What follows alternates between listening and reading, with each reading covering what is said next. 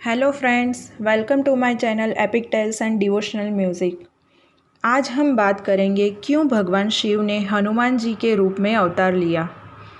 इस बात को कई जगह आपने पढ़ा और सुना होगा कि हनुमान ही शिव के अवतार है, लेकिन शिव जी को क्यों अवतार लेना पड़ा, इसके पीछे दो पौराणिक कथा है। एक कथा के वर्णन के अनुसार माता अंजनी ने भगवान शिव की घोर तपस्या की थी और उन्हें पुत्र के रूप में प्राप्त करने का वर मांगा था।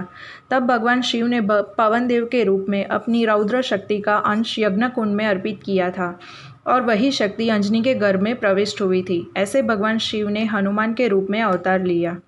दूसरी कथा रामायण से जुड़ी है।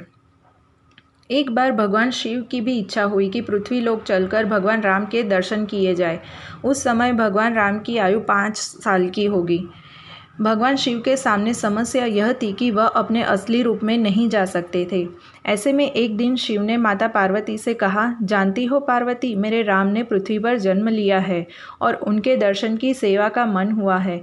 मेरी इच्छा है कि अब मैं यहाँ से चला जाऊँ और जिस लोक में राम है वहीं मैं रहूँ।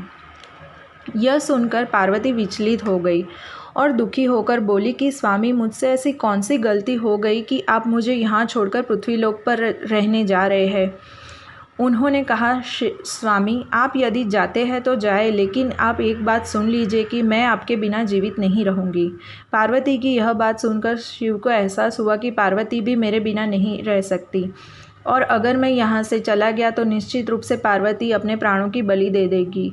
ऐसे में शिव भगवान मोह के एक चक्रव्यूह में फंस जाते हैं, क्योंकि एक तरफ माता पार्वती के पास भी रहना था और दूसरी तरफ भगवान राम के लोक में भी जाना था।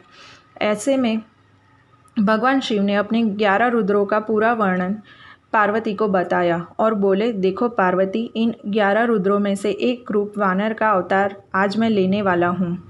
एक रुद्राक्ष में से आज एक रूप वानर होगा, जो बाद में हनुमान रूप के नाम से जाना जाएगा। शास्त्र बताते हैं कि भगवान शिव सब जानते थे। शिव जी राम जी के पूरे जीवन काल को देख पा रहे थे। वह जानते थे कि एक बार राम जी को पृथ्वी पर का कल्याण करने के लिए मेरी आवश्यकता होगी। शिव को यह भी पता था कि कलयुग में मैं ना नजर आऊँगा और ना राम, तब कोई अवतार भी धरती पर नहीं होगा। इसीलिए शिव ने अपने एक शक्तिशाली रूप को जन्म दिया, जो कलयुग में भी अमर रहेगा और पृथ्वी लोक के लोगों के दुख दर्द को दूर किया करेगा। अगर आपको मेरा वीडियो अच्छा लगा है तो उसे लाइक कीजिए, सब्सक्राइब कीजिए और ज़्यादा से ज़्यादा शेयर कीजिए। Thank you for watching.